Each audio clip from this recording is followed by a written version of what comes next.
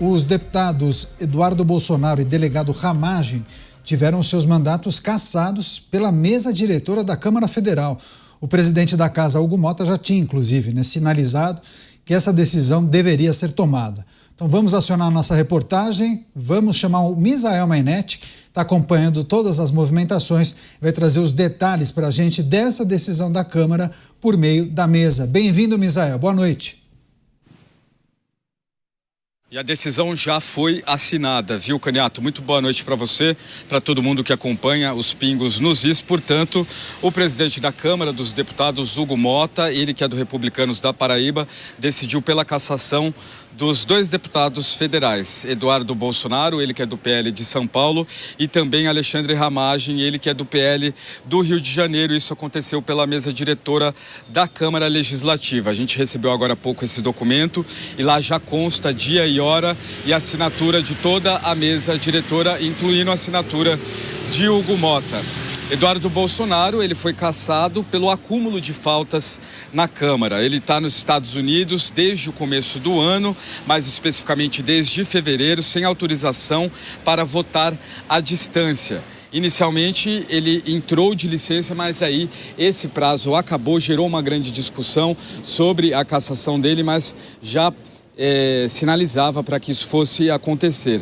No caso de Alexandre Ramagem, ele foi cassado por ter sido condenado pelo Supremo Tribunal Federal com um trânsito em julgado, 16 anos, mais de 16 anos de prisão em regime inicial fechado por participação da trama golpista em 2022. E aí ele deixou o Brasil, também foi para os Estados Unidos, acabou ali desobedecendo uma ordem da corte e segue nos Estados Unidos. A perda dos mandatos ocorre quando os dois estão afastados das atividades da Câmara e aí segue a tramitação. O que a Constituição diz a respeito?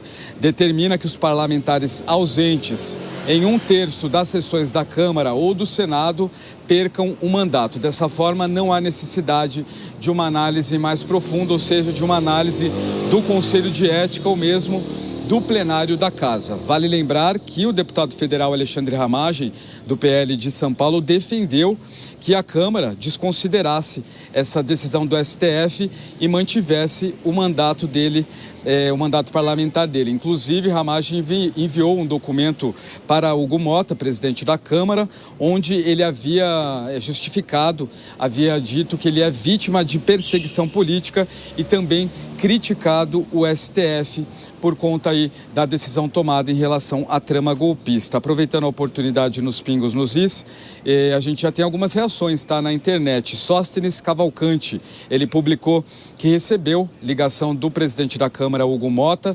comunicando essa decisão e ele chamou a decisão de decisão grave. Lamentou profundamente e disse que isso representa mais um passo no esvaziamento da soberania do parlamento, disse então aqui o líder do PL. A gente também tem mais um dos líderes do Partido Liberal, né? A gente tem aqui mais uma manifestação também no X, o antigo Twitter. Pedro Campos publicou o seguinte: a mesa diretora da Câmara acertou ao caçar Eduardo Bolsonaro e Ramagem. Um abandonou o país para atacar a democracia e flertar com o golpismo.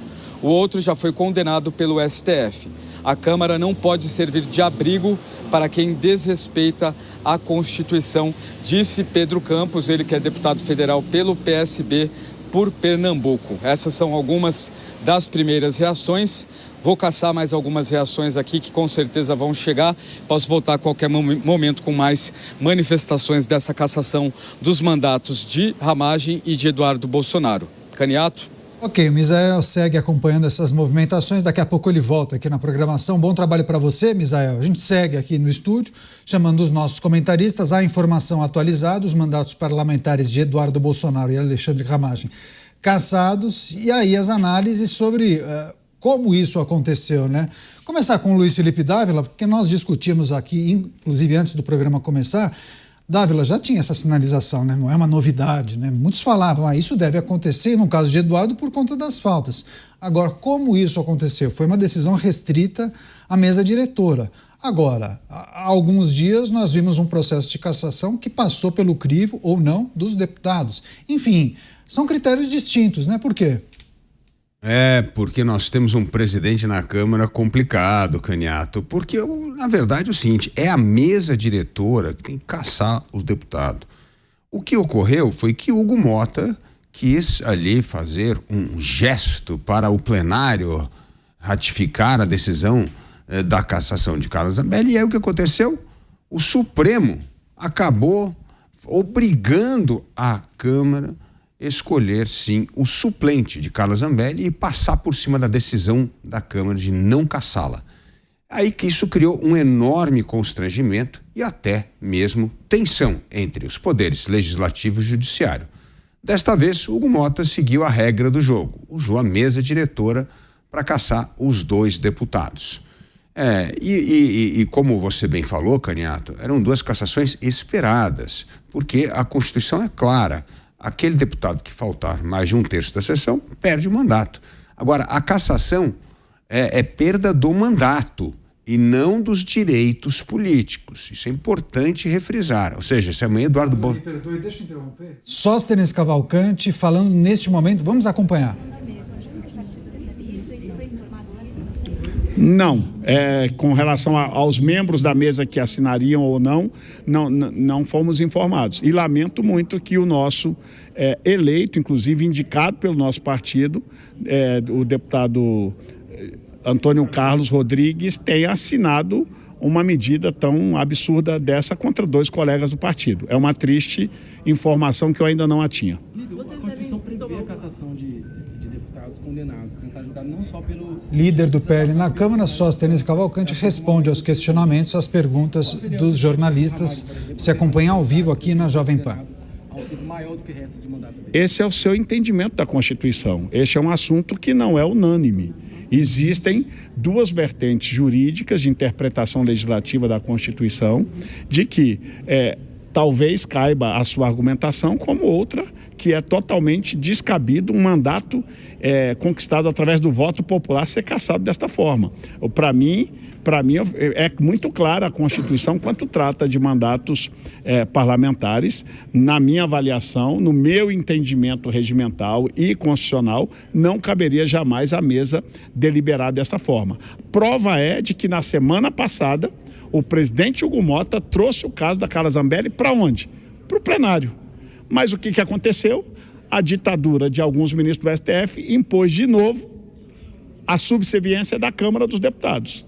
E aí, lógico, a mesa, para tentar evitar a vergonha e a subserviência, prefere fazer o atalho ao invés de seguir o texto constitucional. Esta é uma democracia relativa, que avisaram que viria.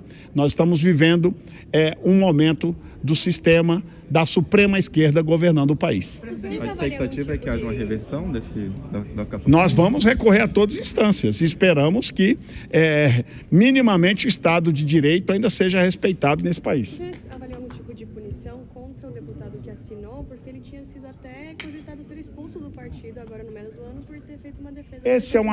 Esse é um assunto interno do PL, nós trataremos nos fóruns internos competentes. Eu não vou emitir juízo de valor aqui agora com relação ao deputado Antônio Carlos Rodrigues, mas nós temos as nossas reuniões internas no partido para resolver esses assuntos logo a seguir. Hugo Mota está sendo subserviente? Não, eu digo que a mesa, não a decisão da mesa neste caso. Na minha avaliação, é uma subserviência da mesa diretora da Câmara dos Deputados ao poder, alguns membros do Poder Judiciário, em especial alguns ministros do STF, que decidiram fazer perseguição política, ideológica a quem é conservador, a quem é de direita. Líder, o senhor chegou a falar com o Eduardo ou com o Ramagem ontem, depois de vários questionamentos dos repórteres a Sóstenes Cavalcante. Ontem eu falei com o Ramagem, com o Eduardo não consegui falar. O que ele falou? Ele falou que a gente pudesse continuar a nossa luta aqui pelos mandatos dele, é o que nós estamos fazendo e vamos fazer até o último momento. Ele não esperava a decisão, líder? Não, ele soube ontem que teria a possibilidade da decisão hoje. O presidente Hugo chegou a explicar por que ele não levou ao plenário, porque ele anunciou publicamente que ele levaria o caso do Ramagem. Só ele pode te responder, amigo. Aí... Mas ele não explicou na negociação? Não. Teve questão do STF? Acho que cada um faça a sua interpretação. Líder, nós estamos ao vivo aqui no Hora H com a Thaís Herédia Queria só que o senhor explicasse qual vai ser o recurso, o que os senhores vão fazer em relação à decisão tomada agora há pouco pelo presidente Hugo Mota. Nós estamos, eu vim justamente para a liderança, não é? Já no momento em que a gente achava que só amanhã teríamos a sessão do Congresso, mas estou aqui, vou reunir com o corpo jurídico, vamos avaliar. Na minha avaliação cabe recursos ao plenário e nós faremos todos os recursos cabíveis, porque nós vamos lutar por todos os nossos soldados que, na nossa avaliação, estão sendo perseguidos politicamente. Nós estamos num momento de perseguição de qualquer parlamentar que seja de direita conservador, que seja possível, em especial aqueles que têm alguma possibilidade de disputa de Senado, como é o caso do Eduardo Bolsonaro, que todos sabemos que seria um senador praticamente eleito na próxima legislatura, e há um desespero enorme por conta de termos um Senado muito conservador e à direita em 2027. Esse é o desespero do sistema, para mim, que eu sempre denominei como sistema da Suprema Esquerda, que nós vamos ter que enfrentá-lo com muito equilíbrio, com muito respeito institucional, com muito espírito democrático, mas nunca faltando espírito de luta de cada um de nós. Líder, quando o senhor disse recurso ao plenário, seria aquele mesmo tipo de recurso quando algo é aprovado em caráter terminativo, 51 cidades? Líder do PL respondendo às perguntas dos jornalistas. É isso que eu estou respondendo aqui, que vim com o corpo jurídico para a gente analisar, e nós vamos continuar buscando todos os recursos regimentais para que a gente possa, de acordo com os recursos que nós temos no regimento, fazer a apresentação das nossas apelações. E esperamos que a apelação natural de cassação de mandato, como já é comum nesta casa, desde a redemocratização para cá, é que seja apreciado no plenário da Câmara dos Deputados. Cassar mandato com mesa diretora para mim, uma subserviência desnecessária de um poder aos caprichos do outro. Líder, o Mota está agora reunido com o presidente Lula. O senhor vê essa decisão como um aceno para o governo? Não, eu não acho que é decisão aceno para o governo, eu não vou entrar nesse mérito. Eu acho que o presidente Hugo Mota foi eleito com votos dos dois lados, ele tem que fazer aceno para todos os lados. O que eu acho é que isso é uma decisão da mesa diretora, que a gente tem que lamentar muito. O presidente é o presidente Hugo Mota e nos cabe agora recorrer conforme o nosso regimento autoriza. Não temos muito mais o que fazer a não ser tomarmos as nossas medidas agora. Tá aí uma entrevista coletiva improvisada do líder do PL, Sóstenes Cavalcante, conversando com os repórteres, respondendo aos questionamentos, muito insatisfeito com essa decisão tomada pela mesa diretora. Ele fala, inclusive, em subserviência da mesa ao cassar o mandato dos parlamentares sem passar pelo crivo dos deputados, né, sem passar pela análise do plenário. O Dávila fazia essa avaliação, essa reflexão. Dávila, a partir das respostas de Sóstenes Cavalcante, o que é preciso considerar? Ele fala, inclusive, em continuar a briga, lutar pelos soldados, enfim, vai tentar recorrer. Sabemos da dificuldade de reverter uma decisão como essa, mas ele coloca em perspectiva a falta de critério, né? Porque para aquele outro parlamentar, o plenário se manifestou e agora o plenário, os deputados não puderam se manifestar. Realmente, esta incongruência é fruto da atitude do presidente Hugo Mota, que levou o mandato de Carla Zambelli a ser apreciado pelo plenário e agora foi por meio da mesa diretora. Agora, ele fez uma defesa política, com razão, de uma pessoa que é líder de um partido político, o PL, que na verdade teve esses 3 deputados cassados em menos aí de 2 semanas. Então ele tem de se posicionar dessa forma. Agora, a Constituição, a lei é clara, Caniato. Deputados que faltaram, ausentaram mais de 1/3 das sessões, têm seus mandatos cassados. Deputados que tiveram processos transitado e julgado, ou seja, não há mais possibilidade de recurso, tem que começar cumprimento imediato de sentença, também perdem mandato. Então, o caso de Carla Zambelli, assim como o de Ramagem, que tiveram processos transitado e julgado, a cassação está prevista na Constituição, como é o caso das faltas, o estouro de faltas, né, mais de 1/3 das sessões, do deputado Eduardo Bolsonaro. Então, essa história da exploração política e tal, é um discurso político do líder do PL. Mas se nós atrelarmos a lei, à Constituição, ao regimento interno, está nítido essas duas situações. processos transitados e julgados são sujeitos à cassação e falta de 1/3 das sessões. Por isso, não é novidade, era esperado isso. Agora, é preciso ressaltar que mandatos cassados não é perda de direito político, principalmente no caso de Eduardo Bolsonaro. E isso é importante, porque mais tarde ele pode vir a disputar a eleição, apesar de ter o seu mandato cassado. Então, vamos ver como serão os desdobramentos deste episódio. O fato é que todos já esperavam essa decisão. Pois é, Henrique Kriegner também com a gente aqui no estúdio em São Paulo. Kriegner, como avalia essa decisão da Câmara Federal, as manifestações de Sóstenes Cavalcante? E há muita gente fazendo análise. Bom, somente parlamentares da oposição estão tendo os mandatos cassados. É preciso olhar para a figura de Glauber Braga, né? Recebeu uma punição, ficará afastado da Câmara por 6 meses. 2 pesos e 2 medidas na sua avaliação? Com certeza, Caniato. Boa noite a você, boa noite ao Dávila, ao Diego também, todos que nos acompanham aqui no Pingos nos Is. Olha, nós estamos vendo um jogo de cadeiras e de estratégias muito interessante acontecer dentro do Congresso. Nós temos um presidente da Câmara dos Deputados que é de centro e que se posiciona às vezes para um lado, às vezes para o outro, para tentar agradar e fazer com que o seu mandato seja ainda mais efetivo. Nessas idas e vindas, ele tem sangrado um pouco, sim. O que a gente precisa olhar nesse cenário, na verdade, nesse capítulo Eduardo Bolsonaro, é que o deputado Eduardo Bolsonaro tinha 2 opções.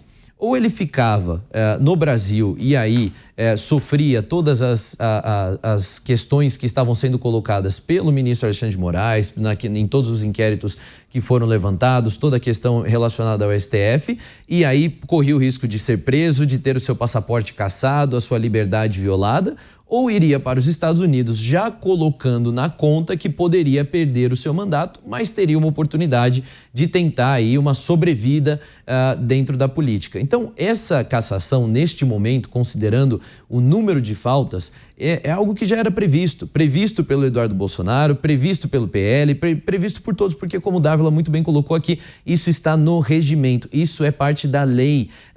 A pessoa não pode, o parlamentar não pode faltar ad eternum, ele não pode exercer o mandato fora do território nacional, não participar de uma série de sessões. A pergunta que nós temos que fazer é: por que é que Eduardo não estava presente nas sessões? Por que é que Eduardo não estava presente em Brasília? É por livre e espontânea vontade? É porque, como a oposição gosta de dizer, a base governista gosta de dizer, ele queria estar na Disney, ele está curtindo a vida lá fora? Ou é porque ele teve um fator que precisou decidir? Ou eu fico aqui e sou preso por um processo questionável e, de certa forma, injusto, ou eu vou e tento essa minha sobrevida no mundo político? Essa é a pergunta que a sociedade precisa considerar. A questão das faltas é uma tecnicalidade. Houve, sim, um excesso de faltas e esse excesso de faltas gera uma punição. E se nós defendemos um Estado que não é conivente com falhas, conivente com crimes, um Estado que funciona de verdade, a lei precisa ser cumprida para todos. No entanto, a pergunta precisa ser feita: por que que ele não está no Brasil? Por que que ele não está em Brasília? E a resposta não é porque ele está fazendo um intercâmbio nos Estados Unidos. Diego Tavares, comentarista e também advogado, acompanhando essas movimentações e a decisão da Câmara dos Deputados. Diego, seja muito bem-vindo, uma ótima noite a você. O que é preciso trazer e considerar a partir dessa decisão da Câmara Federal e os questionamentos, principalmente do líder do PL, Sóstenes Cavalcante? Situação complicada, Caniato. Uma boa noite a você, boa noite ao Kriegner, boa noite ao Dávila e todos que nos acompanham nessa noite aqui nos Pingos nos Is. Tem 3 pontos que eu queria abordar sobre esse tema, o Caniato. E o primeiro deles é o background, aquilo que o Kriegner trouxe muito bem na forma desse questionamento, do porquê Eduardo Bolsonaro estaria nos Estados Unidos. E eu amplio esse questionamento, o porquê tudo que nós estamos noticiando nos últimos dias está ocorrendo. É claro que se nós formos levar em conta todos os problemas que orbitam, todas essas situações que viram as notícias que nós repercutimos aqui, nós temos que criticar tudo porque está tudo absolutamente errado. Tudo isso nasce a partir de um processo que é totalmente nulo, que eu não tenho dúvidas que no futuro, virando a chave ideológica, trocando o poder de mãos, tudo isso será possivelmente revisitado, assim como aconteceu na Operação Lava Jato. Então, o meu comentário aqui se destina ao fato isolado, desconsiderando todos esses elementos externos. O segundo ponto é como Hugo Mota demonstra uma falta de habilidade, com todo o respeito que eu guardo ao presidente da Câmara, uma falta de habilidade na condução do parlamento, na condução da Casa Baixa. Você levantou um ponto fundamental, Caniato, em um dos seus questionamentos. Na semana passada, nós tivemos uma situação idêntica à situação de Ramagem, que foi tratada de forma totalmente diferente. Bem por isso, o parlamento se fragiliza e volta e meia toma uma canetada do STF, como tomou no caso da Zambelli, que posteriormente renunciou ao seu mandato. Então, as situações muito semelhantes, se não iguais, tratadas de forma distinta, mostram uma falta de habilidade do presidente da casa na condução dessas situações. E o terceiro ponto é que não basta você fazer o certo. E, examinando novamente esse fato isoladamente, o certo foi feito. A cassação é a medida a ser imposta nesse caso. Mas não basta fazer o certo, tem um jeito certo de se fazer o certo. E até nisso o Hugo Mota, ele errou. Porque são situações distintas às situações de Ramagem e de Eduardo Bolsonaro. Lá no artigo 55 da Constituição Federal estão as 6 hipóteses de perda de mandato. Nós estamos trabalhando aqui com 2 delas, que é a hipótese do inciso 3º, que é a hipótese de Eduardo Bolsonaro, salvo engano, que é a ausência mais de 1/3 das sessões, e a hipótese do inciso 6, que é a cassação decorrente de condenação criminal. Superados os incisos, nós temos os parágrafos desse artigo, que diz o que a Câmara tem que fazer em cada uma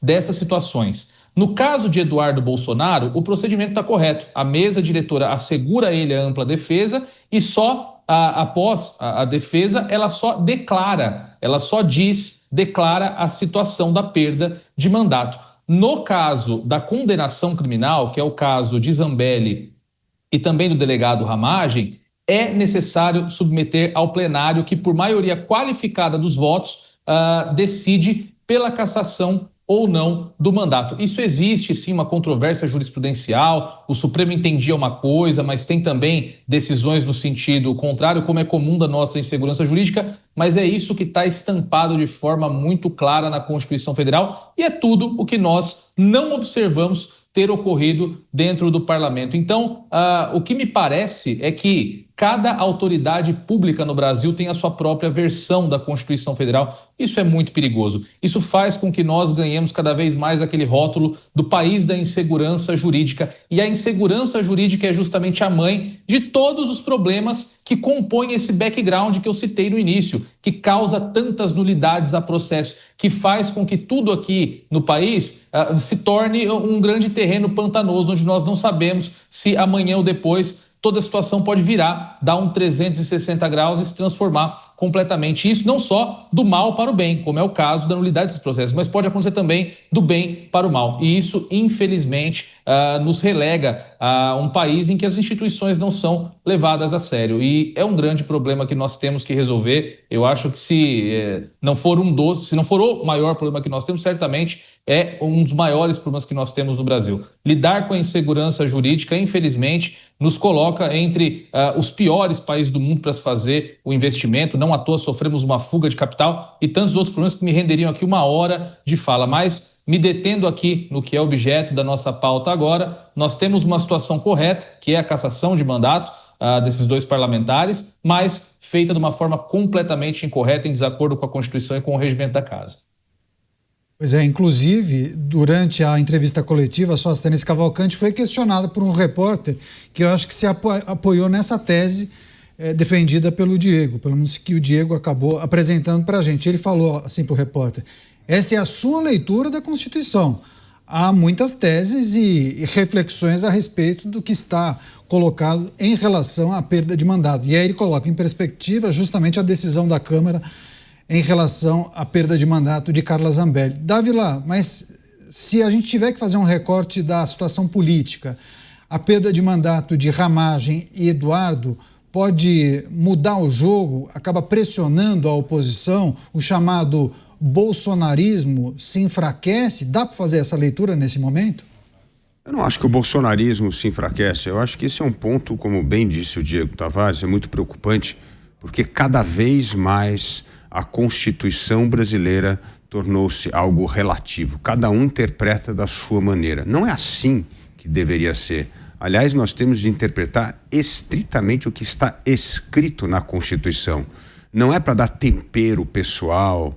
Isto é inconcebível numa democracia de verdade. Aliás, é essa história de intempero pessoal é que faz com que hoje nós tenhamos o Supremo Tribunal Federal cada vez mais arbitrário. Isso abre espaço para o arbítrio, para a insegurança jurídica e para, principalmente, o descumprimento do que está na lei e na Constituição, nas cláusulas pétreas. Quantas vezes aqui nós trazemos as violações escandalosas da liberdade de expressão, de opinião, de crença, a ausência de fórum errado para se julgar cidadãos comuns, o não respeito ao Estado Democrático de Direito, ao devido processo legal, a questão da ausência de individualização de pena, ou seja, são tantos pecadilhos em torno da lei e da Constituição, tanto do Congresso como da Suprema Corte, que faz com que o Brasil, hoje, nós não sabemos mais qual que é a regra, porque a regra será aplicada de acordo com a opinião pessoal, de acordo com a postura ideológica e até partidária de determinadas pessoas ao fazer cumprir a lei. Isso é extremamente negativo ao Brasil. Quanto à cassação, o PL perdeu, evidentemente, 3 importantes parlamentares. Agora, isso aí vai afetar muito mais, Candidato, a próxima eleição, porque você vai perder bons puxadores de voto. Eduardo Bolsonaro é um extraordinário puxador de voto para o PL, Carla Zambelli também era uma boa deputada para puxando o voto. Então, o partido perde 2 bons puxadores de voto.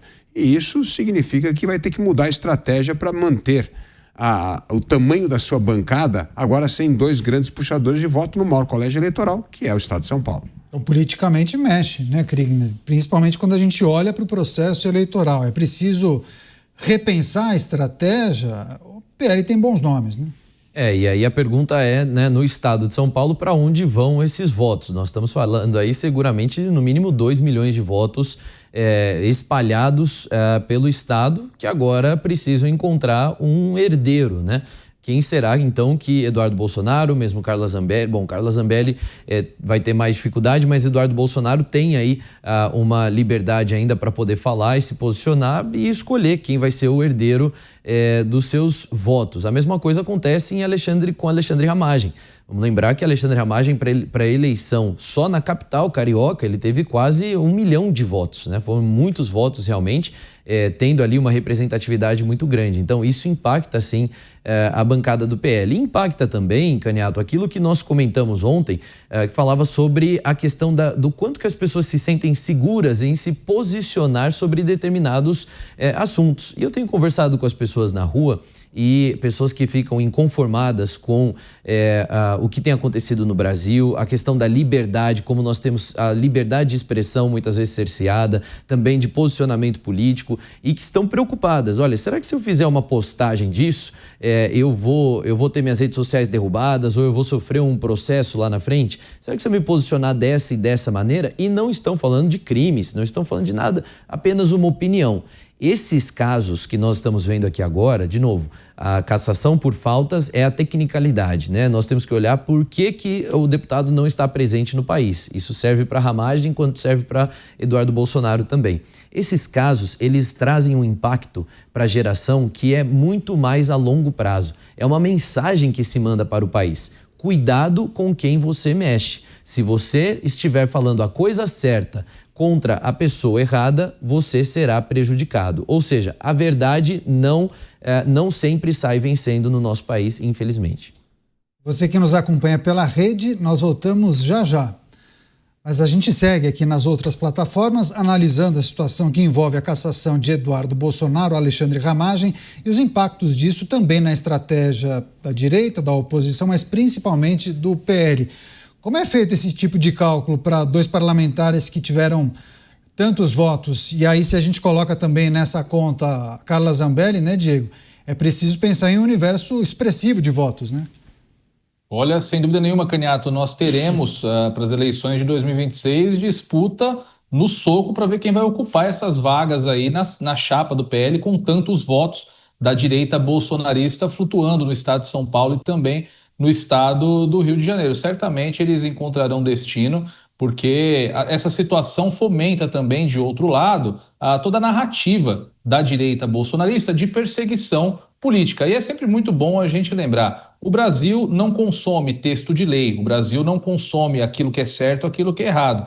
O Brasil é um país que, do ponto de vista político, consome narrativas, tanto de um lado quanto do outro. Quem consegue emplacar a melhor narrativa, geralmente, é quem consegue obter mais capital eleitoral. E não estou dizendo isso sob uma perspectiva negativa. A política no mundo é assim. No mundo inteiro, sabe-se que o que movimenta votos, aquilo que realmente coloca voto dentro da urna de um político, é um sentimento, muito mais do que a racionalidade. Votar é um ato muito mais de coração do que de cognição, do que de pensamento. Então, isso vai alimentar o discurso histórico, que já podemos chamar de histórico, porque já nem é do passado tão recente assim, dos bolsonaristas, de que as estruturas estatais são utilizadas por seus adversários para persegui-los. Essas cassações estampam, tal como nas eleições aqui da cidade de São Paulo, o bloqueio das redes de Pablo Marçal, por exemplo, fez com que ele crescesse nas pesquisas. Então, de certa forma, um candidato como Flávio Bolsonaro, por exemplo, ele é ajudado por esse tipo de situação. Isso pode entrar na retórica dele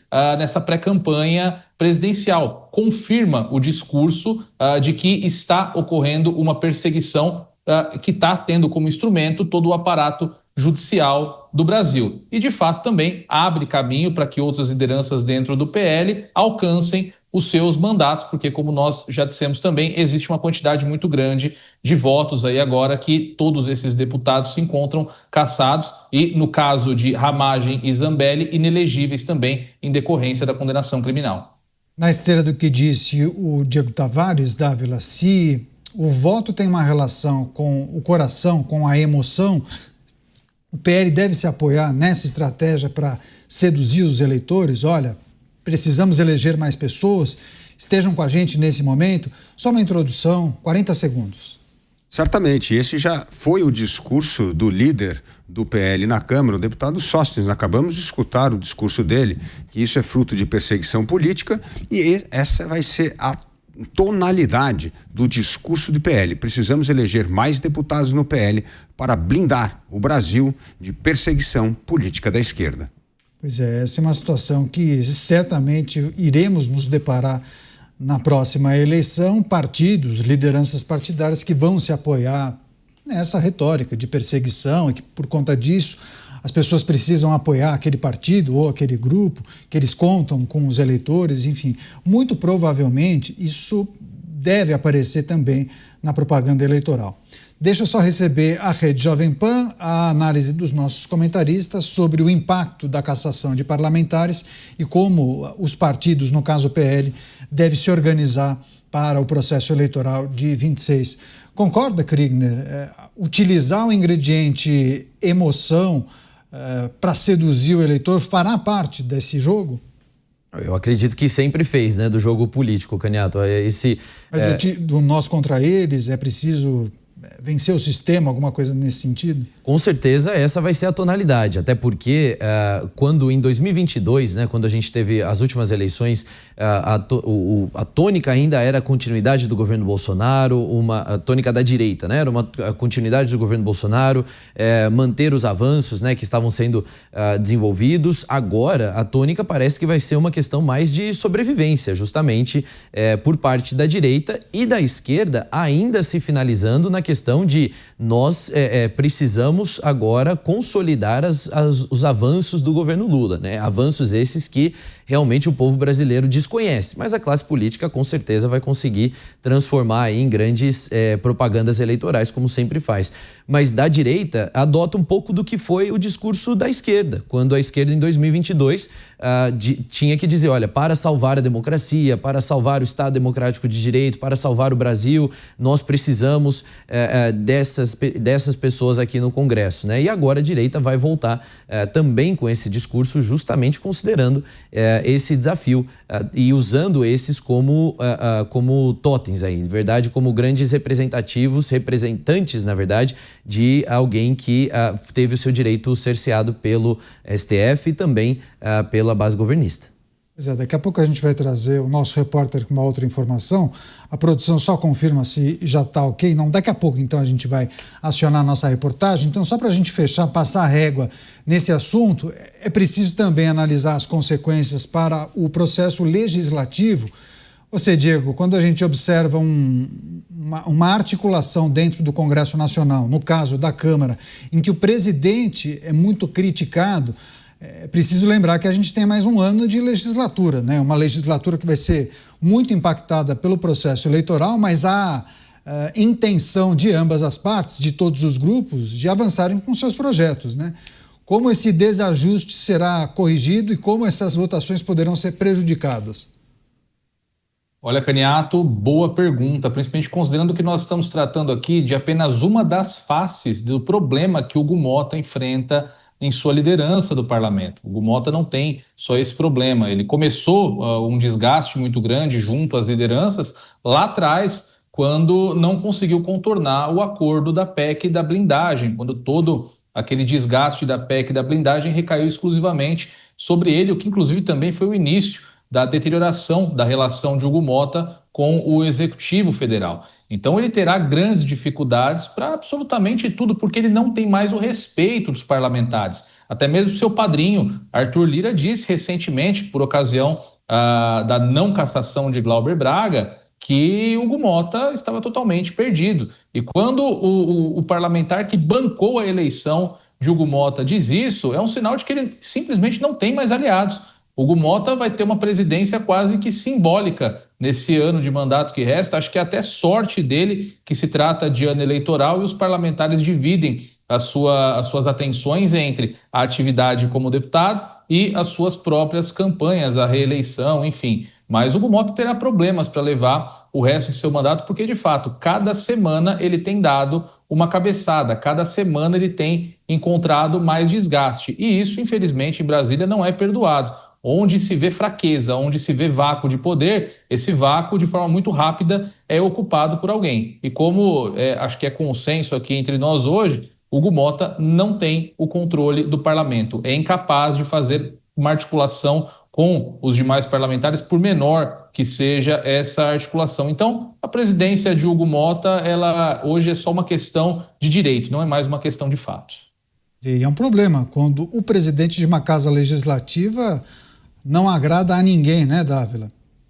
Problema seríssimo, porque o Congresso à deriva, a Câmara, nesse caso, à deriva, só é ocupado, esse vácuo, como bem disse o Diego Tavares, pelo fisiologismo. Todo mundo só quer pensar em como é que eu garanto aquele favorzinho que vai me dar voto no meu local, como é que eu vou usar minha emenda de uma forma para beneficiar a mim mesmo e não a sociedade. Então, o que há hoje na Câmara é uma explosão do fisiologismo numa escala raramente vista na Câmara, justamente porque neste vácuo de liderança, neste vácuo de poder, neste vácuo de direção, de norte, o que sobra é o fisiologismo individual de 513 parlamentares.